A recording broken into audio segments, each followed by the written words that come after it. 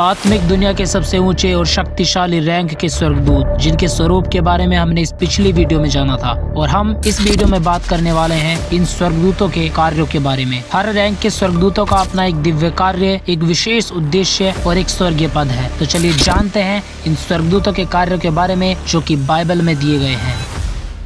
तो सबसे ऊंची रैंक पर जो आते हैं वे हैं सराफिम एंजल्स, सराफ स्वर्गदूत, जिनका कार्य होता है परमेश्वर की महिमा करना। ये निरंतर परमेश्वर की स्तुति करते रहते हैं, बिना रुके और बिना थके ये कहते रहते हैं कि सेनाओं का यहोवा पवित्र पवित्र पवित्र है, सारी पृथ्वी उसके तेज से भरपूर है। ये परमेश्वर के सिंहासन के चारों ओर रहते हैं और परमेश्वर की स्तुति करते रहते हैं। अब इनके बाद जो आते हैं चेरुबीम एंजल्स, जिन्हें करूब कहा जाता है। इनके अलग अलग कार्य होते हैं, जैसे कि ये परमेश्वर के सिंहासन के वाहक होते हैं, ये आत्मिक वस्तुओं की रक्षा करते हैं और परमेश्वर की आराधना करते हैं। यहेजकेल ने जिन करूबों को देखा था, ये परमेश्वर के सिंहासन के वाहक हैं और जिधर परमेश्वर जाना चाहते हैं ये उधर ही जाते हैं। और जैसा बाइबल में लिखा है कि परमेश्वर करूबों पर विराजमान रहता है। और इसी रैंक के जो दूसरे करूब होते हैं उनका कार्य होता है रक्षा करना, जिनको परमेश्वर ने अदन की वाटिका की रक्षा के लिए ठहराया था। और इनसे अलग भी और करूब होते हैं जो परमेश्वर के पवित्र स्थान के संरक्षक होते हैं और परमेश्वर की उपस्थिति को दर्शाते हैं, जिनको मूसा ने वाचा के संदूक पर बनाया था, जिन पर परमेश्वर की महिमा उतरती थी और परमेश्वर उन करूबों के बीच से बातें करता था।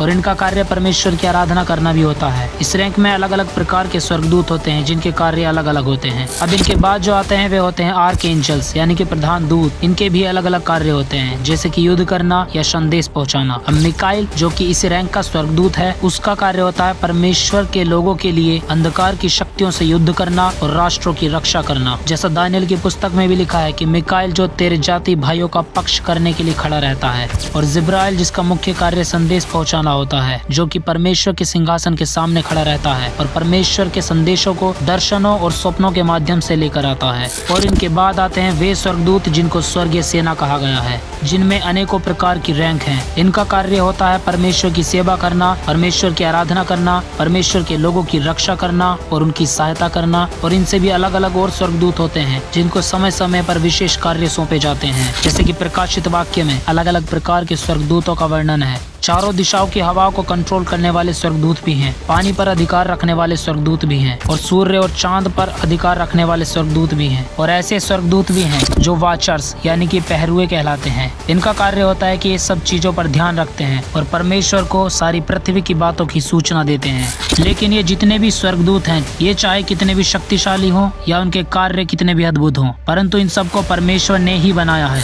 और YouTube पर कई सारी ऐसी वीडियोस आती हैं जिनमें बताया जाता है कि इन शक्तिशाली स्वर्गदूतों से प्रार्थना करें। तो ऐसी वीडियोस से, ऐसी शिक्षाओं से सावधान रहें, क्योंकि बाइबल साफ मना करती है कि कोई मनुष्य दीनता या स्वर्गदूतों की पूजा करके तुम्हें दौड़ के फल से वंचित ना करे, क्योंकि सब कुछ को बनाने वाला परमेश्वर है, जिसने सब कुछ प्रभु यीशु मसीह के अधीन कर दिया है। सब स्वर्गदूत, सारे प्रधानताएं और अधिकार प्रभु यीशु मसीह के अधीन ही किए गए हैं। इसलिए प्रभु यीशु के नाम से प्रार्थना करें, क्योंकि प्रभु यीशु ही उद्धार करता है। परमेश्वर आपको आशीष दे। और अगर आपको ये वीडियो अच्छी लगी है तो इसको लाइक और शेयर जरूर करें।